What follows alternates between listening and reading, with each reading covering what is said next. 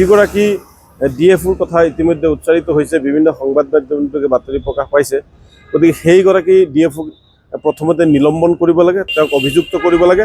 আৰু ইতিমধ্যে আমি আমাৰ যি উচ্চ ন্যায়ালয়ৰ আৰু উচ্চতম ন্যায়ালয়ৰ অধিবক্তাসকলৰ লগত আমি এই সংক্ৰান্তত আমি কথা পাতিছোঁ। গতিকে এই বিষয়ত আমি যিমান পৰ্যায়লৈ যাব লাগে, আমি মানুহক যি অন্যায় কৰিছে এই অন্যায়ৰ বিৰুদ্ধে আমি এই মৃতকৰ পৰিয়ালক আমি ন্যায় দিবলৈ আমি সম্পূৰ্ণৰূপে প্ৰস্তুত আছোঁ। তাৰোপৰি চাওক,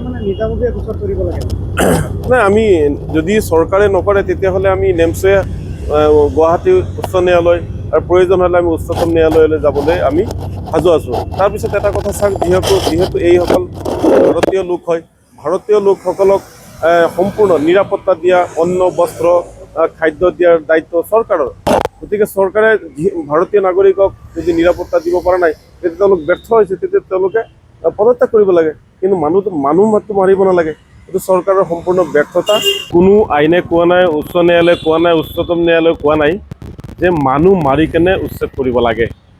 কিন্তু আজি দুৰ্ভাগ্যবশতঃ আমি দেখিবলৈ পাইছোঁ, কোনখন আইনত লিখা আছে, কোনখন সংবিধানত লিখা আছে, কোনখন কোৰ্টে ৰায় দিছে যে মানুহ মাৰি আপোনালোকে উচ্ছেদ কৰক।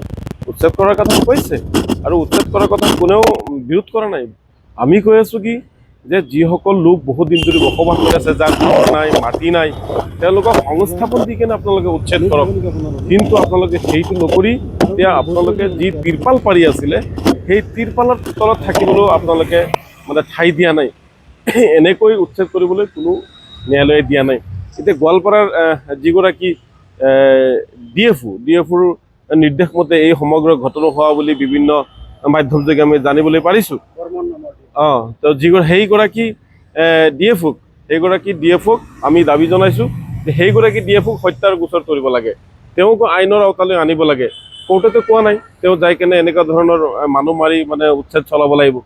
গতিকে আমাৰ এটাই কথা, মানুহৰ জীৱন লৈ ৰাজনীতি কৰিব নালাগে, মানুহৰ জীৱন লৈ কোনো খেলিব নালাগে। গতিকে এই সমগ্ৰ ঘটনাটো এটা উচ্চ পৰ্যায়ত তদন্ত হ'ব লাগে।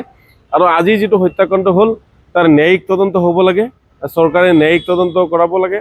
আৰু যিগৰাকী ব্যক্তিৰ মৃত্যু হৈছে, সেই মৃত্যুৰ পৰিয়ালক 1 কোটি টকা সাহায্য দিয়াৰ লগতে যিসকল আহত হৈছে তেওঁলোকক মানে উচ্চ পৰ্যায়ৰ চিকিৎসা ব্যৱস্থা কৰাৰ কাৰণে আমি মানে নেমচৰ ফালৰ পৰা দাবী জনাইছোঁ।